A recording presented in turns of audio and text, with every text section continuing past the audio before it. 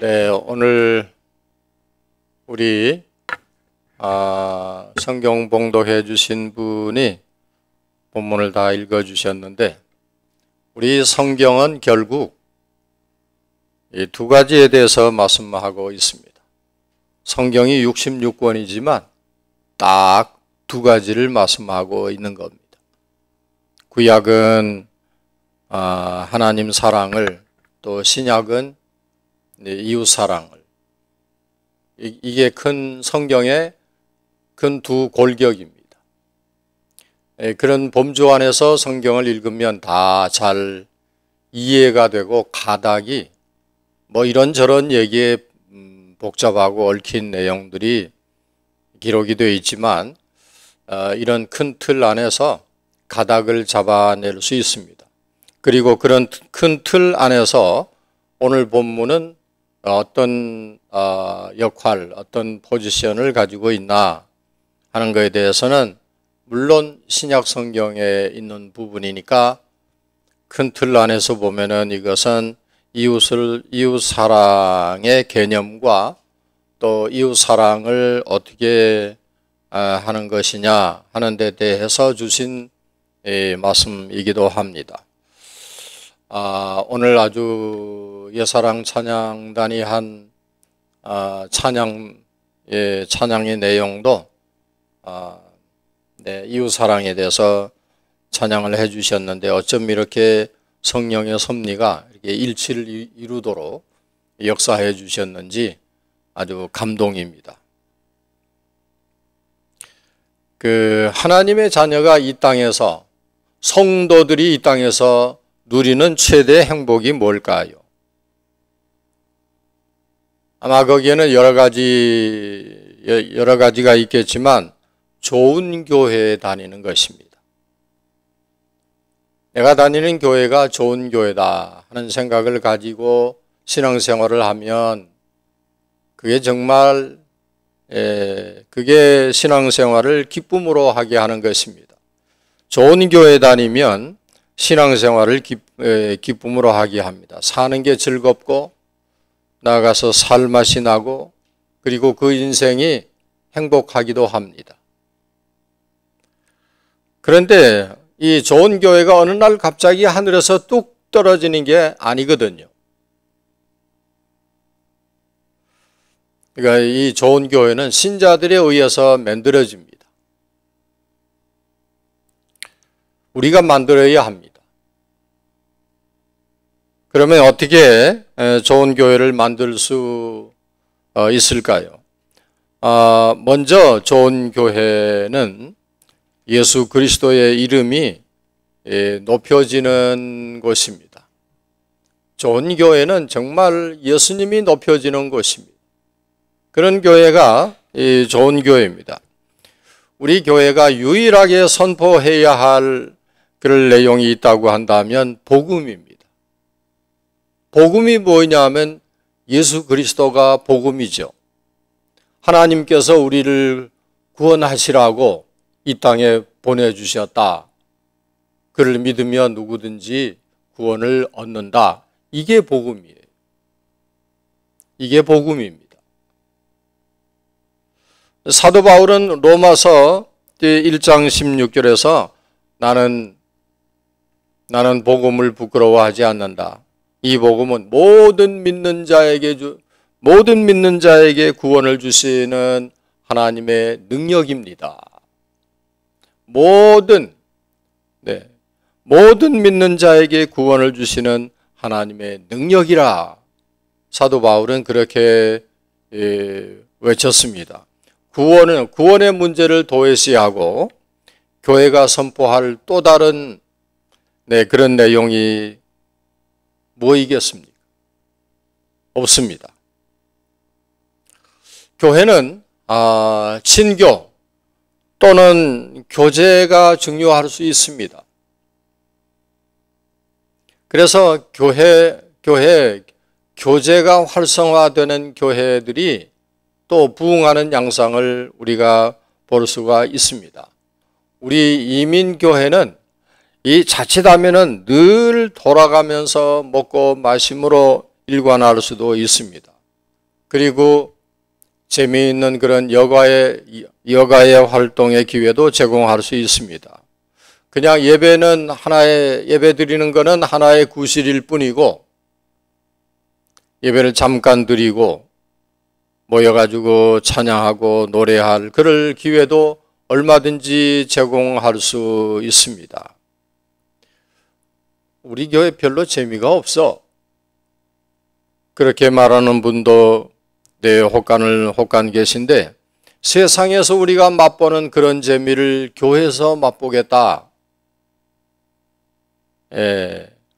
그거는 그런 기대를 교회에서 하게 된다고 한다면 그건 크게 잘못된 것입니다. 그래서 늘 놀궁리를 하고 그리고 놀러갈 궁리를 하는 교인들이 우리 이민교회 아내들 없잖아 있는 것이 사실입니다. 예수 그리스도가 안 계시는 교회를 만들고 있는 것입니다. 그리스도를 전하지 않으면 구원은 없습니다. 오늘 우리가 여기에 다시 부름을 입게 된 것은 이 일을 하게 하시려고 주님이 우리를 부르신 것입니다. 우리가 예수님을 전하지 않으면 구원받을 사람도 없고 그 어디에도 구원은 있을 수가 없는 것입니다. 우리가 복음을 증거해야 구원이 되는 사람이 생길 수 있습니다. 그리고 복음을 전하는 사람이 더 잘 연단이 되고 하나님과 더 가까워지는 것을 경험할 수가 있습니다. 이 교회는 이 한 방향으로 가야 합니다. 이 한 방향으로 가야 합니다. 제가 이분을 몇 번 거명을 한 적이 있는데 오늘도 필요해서 이 사람이 얘기를 좀 드리려고 합니다. 누구냐 하면 스티븐 콥이라고 하는 사람은 우리에게 너무나 잘 알려져 있습니다. 이 사람에 대해서 여러 번 들어보셨을 것입니다. 그의 대표작이라고 할 수 있는 성공하는 사람들의 7가지 습관, 그의 대표작입니다. 그런 책이 있는데 아주 장기간 동안 베스트셀러이기도 하였습니다. 이제는 좀 빛바랜 시대가 좀 지나간 그런 책이 되기는 했지만 그래도 이 책을 읽는 사람에게는 큰 유익과 도움을 얻게 될 것입니다. 이 책의 요지는 목표를 확립하고 행동하라. 무엇이든지 목표를 세우고 행동하라 하는 것이 이 책 전편에 흐르고 있는 주장하는 작가의 강조점입니다. 그런데 이 모임에 참석한 사람들을 대상으로 이런 테스트를 한번 해보았대네요.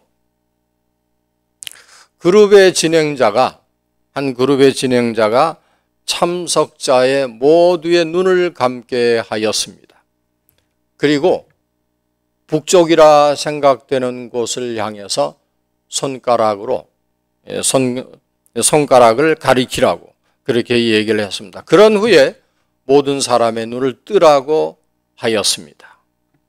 그런데 가리키는 곳이 모두 다 제각각입니다. 엉뚱하게 동쪽을 가리키는 사람도 있고 엉뚱하게 남쪽이 북쪽이다 하고 가리키는 사람도 있고 아주 형편이 없었습니다.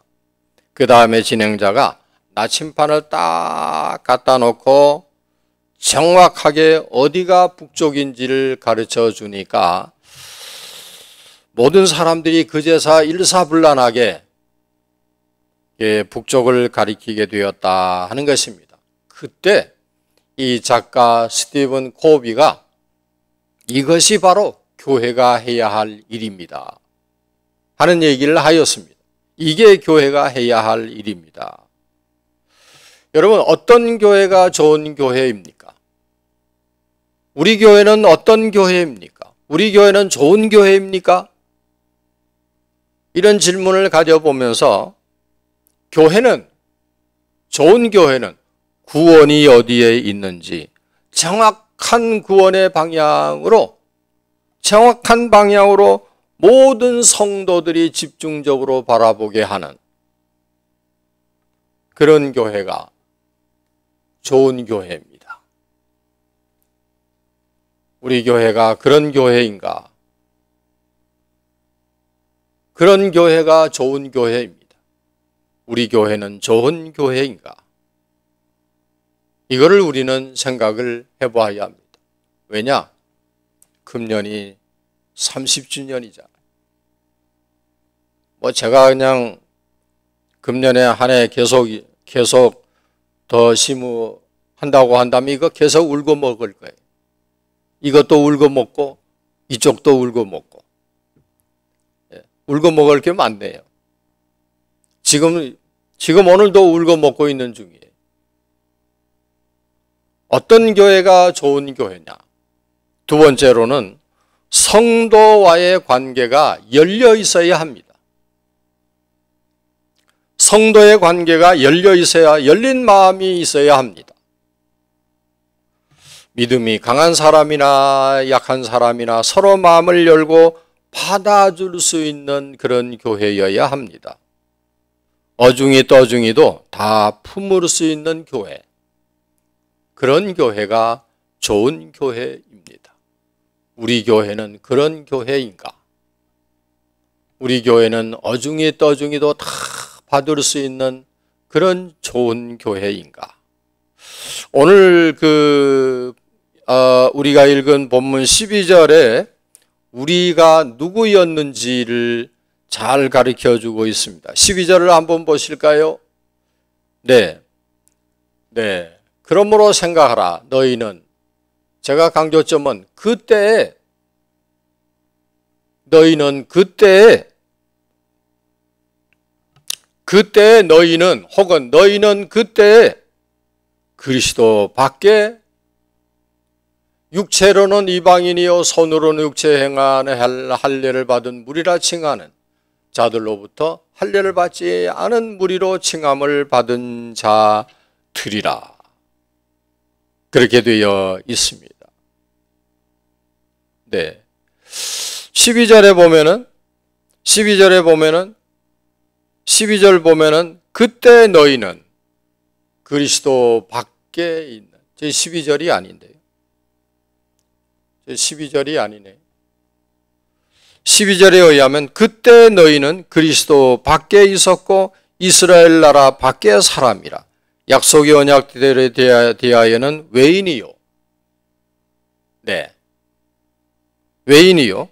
세상에서 소망이 없고 하나님도 없는 자이더니. 왜 11절로 계속 나올까요? 네, 이제 거기 맞네.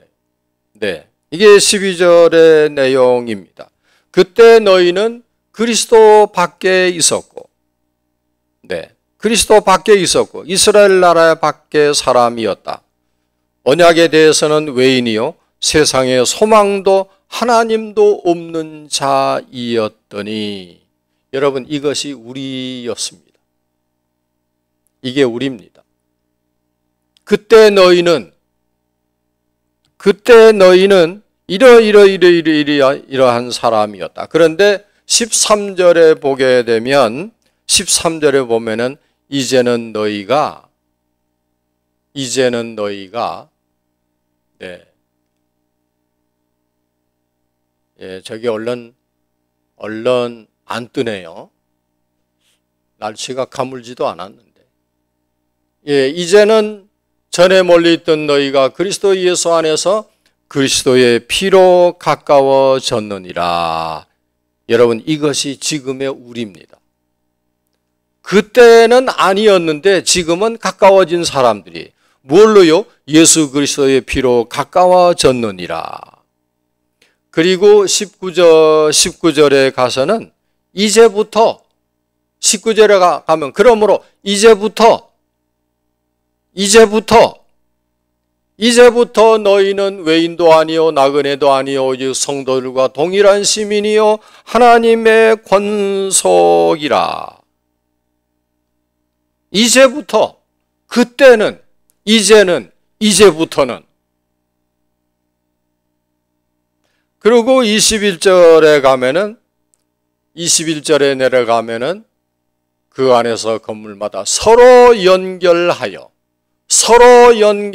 주 안에서 성전이 되어가고 다 연결고리처럼 이렇게 다 엮어져서 이렇게 하나의 성전이 되어가고 그게 21절입니다. 서로 연결하여 이것이 우리여야 합니다. 이것이 우리였고 이것이 지금 우리고 지금은 이것이 우리여야 한다라고 하는 점점 변화되고 발전적으로 되어져 나가는 모습을 볼 수 있는데 그리고 22절에 가서는 함께 지어져 가느니라. 끝에 보면은 함께 지어져 가느니라. 그러고는 2장이 끝납니다. 오늘 본문도 끝납니다. 이게 무슨 뜻입니까? 우리가 다 별 사람이 아니었다는 것입니다. 우리가 지금 굉장한 사람처럼 그렇게 되고 있는데 우리가 본래 아무것도 아닌 사람이었다라고 하는 것입니다. 우리 아무것도 아닌 사람이었습니다. 다 별 사람이 아니었다는 것입니다. 어떤 사람들요? 소망도 없고 하나님도 모르고 그랬는데 예수 그리스도의 피로 가까워졌다 이겁니다. 소망도 없고 하나님도 모르고 아무것도 아니었는데 이제는 예수 그리스도의 피로 가까워졌다. 그러면서 강조하는 것이 무엇입니까? 14절에 강조하는 것은 뭐냐면 예수 그리스도는 우리의 화평이시다.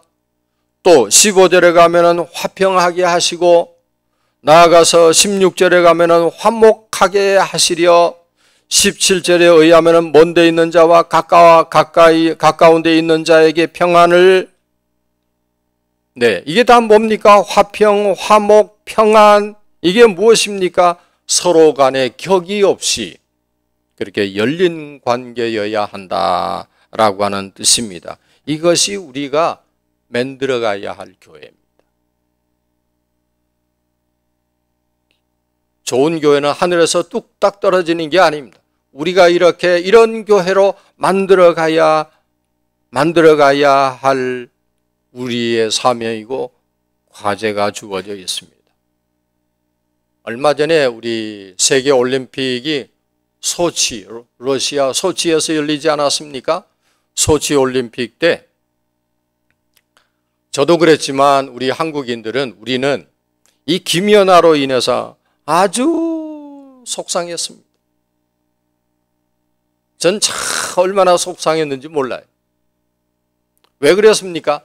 다 이겨놓은 올림픽 세상에 그 올림픽 금메달을 정말 어이없이 놓치질 않았습니다.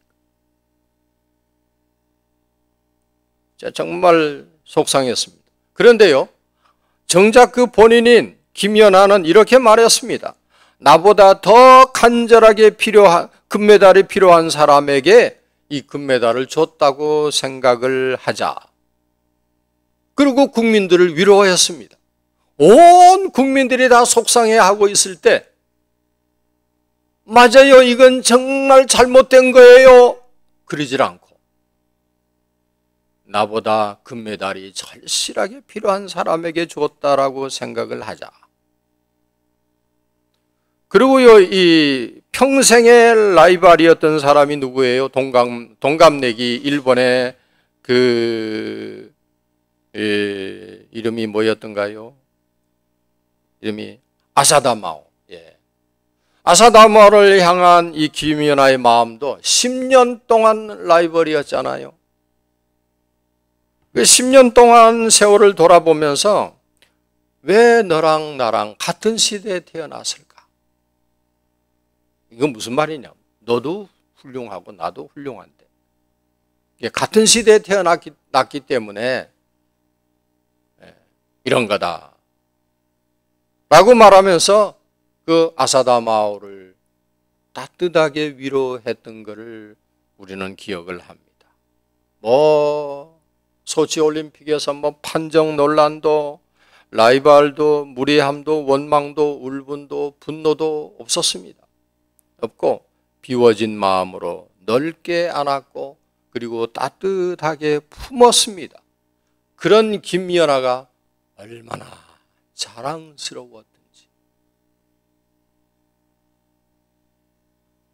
그때 그 러시아의 소토니코바 그 여자가 금메달을 차지했는데 뭐 누가 봐도 말도 안 되는 판정이었죠. 그래서 러시아에서 어지간한 게임에서는 모든 걸 자기들이 가져간다. 그랬습니다. 그런데 이 소토니코바보다 내가 잘했는데, 내가 월등하게 잘했는데 이 심판들이 엉터리 심판을 해서 그런 불평 한마디 나오지 않았습니다. 그의 그런 태도가 우리에게 더 감동적이었고 우리에게 정말 귀감이 되는 그런 선수가 될 수가 있었습니다. 예배 마치고 나오는데 목사님과 이렇게 인사하다가 여름철에 더더욱이 생기는 문제인데 인사를 하다가 담뱃값이 주머니에서 뚝 바닥으로 떨어집니다. 그래도 그런 사람을 용납할 수 있는 교회, 그런 사람에게 핀잔을 주고 내팽개치기보다는 바른 삶을 살도록 잡아주는 성도가 있는 교회. 예배 시간에 냄새나는 사람이 있어도 이거 정말 더럽게 냄새나네, 그게 아니라 그런 사람이 있어도 좀 역겨워도 참고 품는 교인으로 그렇게 구성된 교회가 좋은 교회입니다. 왜 그렇습니까? 교회의 사명은 죄인을 변화시켜서 구원하는 곳이기 때문입니다. 예수님도 죄인들과 만나 함께 식사를 하셨습니다. 그리고 죄인들과 어울리셨습니다. 그들에게도 냄새도 나고 뭐 아무것도 갖추지 아니하는 그런 헐벗고 굶주린 사람들, 격의가 없는 격식도 없는 사람들, 그래서 죄인들이라고 치부하는 그런 사람들과 어울리면서 이것을 바라보던 바리새인들이 예수님을 비난하지 않았습니까? 저는 죄인의 친구구나, 죄인들과 함께 밥을 먹는구나. 그때 예수님은 여러분도 잘 아시는 이런 대답을 하시지 않았습니까? 내가 의인을 부르러 온 것이 아니라 죄인을 부르러 왔노라. 건강한 자에게는 의원이 쓸데없고 병든 자에게라야 쓸데있느니라. 그러게. 여러분, 교회는 영적인 어린이로부터 노인에 이르기까지 다 있어야 합니다. 다 있어야 합니다. 상대를 자기 기준으로 보면, 내 기준으로 보면 모든 사람이 다 문제입니다. 이것이 오늘날 많은 교회들로 하여금 병들게 만드는, 다 나와 똑같아야 돼. 한 사람도 없습니다. 하나님께서는 우리를 지으시되 어쩜 그렇게 기가 막히게 좋은 기술로 지으셨는지 여기 한 사람도 같지 않아요. 모양새도. 만들려고 해도 그렇게 못 만들어.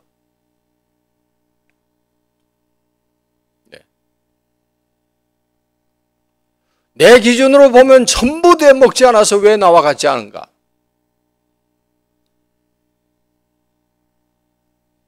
모두가 다 비판의 대상이 되게 마련입니다.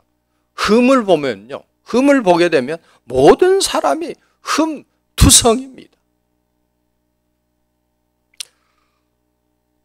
이 서신서에 나오는 여러 얘기들은 다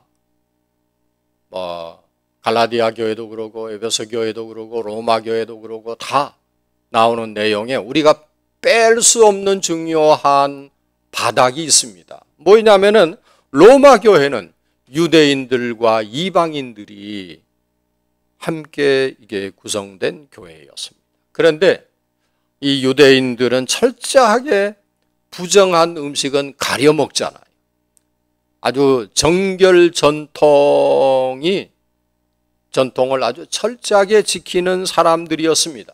그래서 사도행전 10장을 보게 되면 사도 베드로도 나는 그런 음식을 먹을 수 없다. 먹어라. 내가 주는 거다. 먹어라. 먹을 수 없습니다. 그러잖아요. 내가 어떻게 이런 부정한 음식을 먹습니까? 그렇게 버티는 모습이 나오는데 왜 그랬을까요? 그에게 유대인의 피가 흐르고 있었기 때문에. 유대인들은 목매어 죽인 것도 안 먹고 돼지고기도 안 먹고 피가 보이는 고기도 안 먹고 몹시 이렇게 가려 먹는 민족이었거든요. 근데 반면에 이방인들은 이런 거 신경을 쓰지 않고 그냥 아무 것이나 다 잘 먹습니다. 마치 이렇게 맛있는 선지국을 왜 안 먹나 하면서 유대인들을 이해하지 못하겠다라고 얘기. 이렇게 살살 녹는 순대를 왜 안 먹어? 참 이상한 사람들이. 이 얘기하니까 금방 군맛이 도네. 이해하지 못하겠다는 거예요. 이것이 유대인과 이방인의 갈등 이유였습니다.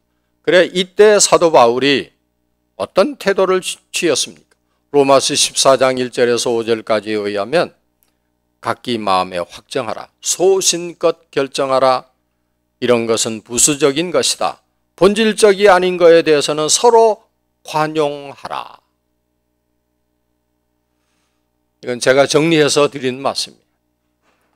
본질적인 것, 진리가 아닌 것이면 서로 관용하라 라고 하는 얘기를 했습니다. 자라온 환경과 그리고 출신에 따라서 신앙생활의 패턴이 달라질 수 있는 거거든요.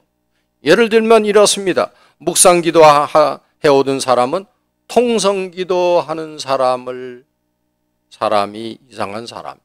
광신자거든요. 근데 그렇게 매도하지 말라는 거예요. 묵상기도하는 사람을 막 시끄럽게 기도하는 사람을 광신자라고 그렇게 매도하지 말라는 거예요. 또 통성기도로 단련된 사람이 있다면은 조용히 기도하는 사람을 보고 영적으로 아주 죽은 차가운 사람이구만 그렇게 매도하지 말라는 것입니다.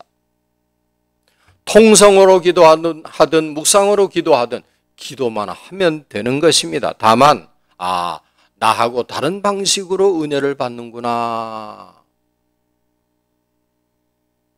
하고 생각을 하십시오. 그것이 은혜 안에서 관용입니다. 오늘 성경이 강조하는 것이 바로 이 화평, 여기 여러 용어가 나옵니다. 화평, 화목, 평안 이런 용어들이 계속적으로 나오고 있는 걸 보게 되는 것입니다. 권위 있는 기독교 잡지사에서 목사님들을 대상으로 설문조사를 해왔습니다. 저도 그 설문조사에 응해서 다 체크하고 해서 보낸 적이 있는데 그 질문 중에 교회에서 제일 불편하고 무서운 사람이 누구입니까? 이런 질문이 나와서 교회에서 제일 무섭고 거북한 사람이 누구입니까? 네, 이 설문조사 결과가 다시 돌아왔는데 그 답이 아주 재밌습니다. 제일 불편하고 곤란한 사람은 40일 금식기도 한 사람입니다. 그 다음에 두 번째 불편하고 곤란한 사람은 철야기도 잘하는 사람. 그 다음에 세 번째는 신학 공부한 장로님. 그런 답이 나왔습니다. 여러분, 금식, 철야, 신학 공부 이 모두는 다 개인적인 영적인 성장에 있어서 매우 중요한 것들입니다. 그런데 왜 이것이 문제가 됩니까? 받은 은혜를 자기 성장에 적용하는 것이 아니라 이 모두를 남을 정죄하는 데 사용하기 때문입니다. 우리에게 잘 알려져 있는 백의 천사라고 부르는 나이팅게일 누가 모릅니까? 이 나이팅게일은 이 크로미아 전쟁 중에서 첩자로 몰려서 사형을 당하게 되었습니다. 왜? 이유가 뭐냐면 군부에서 아군만 치료하고 적군은 치료하지 말라, 그렇게 명령을 했는데, 근데 그 명령을 어기고 피 흘리고 죽어가는 사람을 이 나이팅게일은 다 치료했거든. 보이는 족족 다 치료했거든.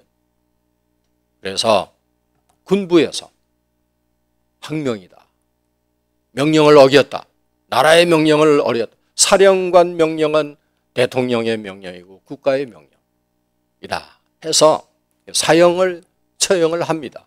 사형을 당하는 그 당일날 나이팅게일의 이 마지막 말은 정말 우리 가슴에 깊이 새겨져야 할 말입니다. 애국심만으로는 부족합니다.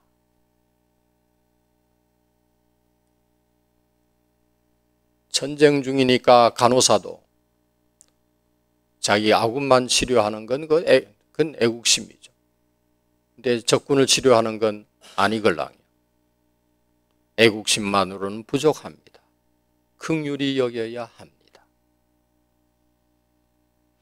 오늘 본문 18절에는 우리 둘이 한 성령 안에서 아버지께 나아감을 얻게 하려 하십니다. 제가 만약에 우리 교회를, 우리 버밍엄 한인 장로교회를 좋은 교회로 바꿀 그를 처방전을 끊어라 라고 한다면 저는 그 처방전에다가 이렇게 쓸 것입니다. 이렇게 쓰고 패스토에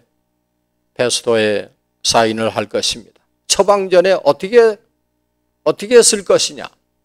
관용, 화해, 용서, 세 가지 약처방을 저는 할 것입니다. 우리 교회가 가장 시급하게 필요한 처방전이 있다고 한다면 이겁니다.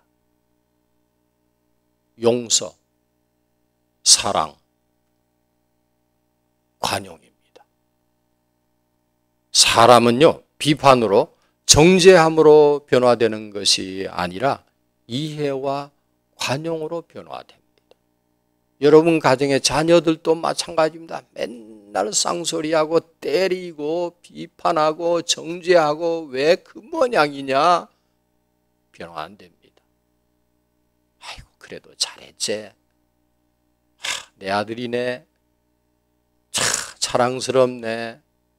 다른 건 못해도 이거 하나만 잘하는 건 아주 특이하다.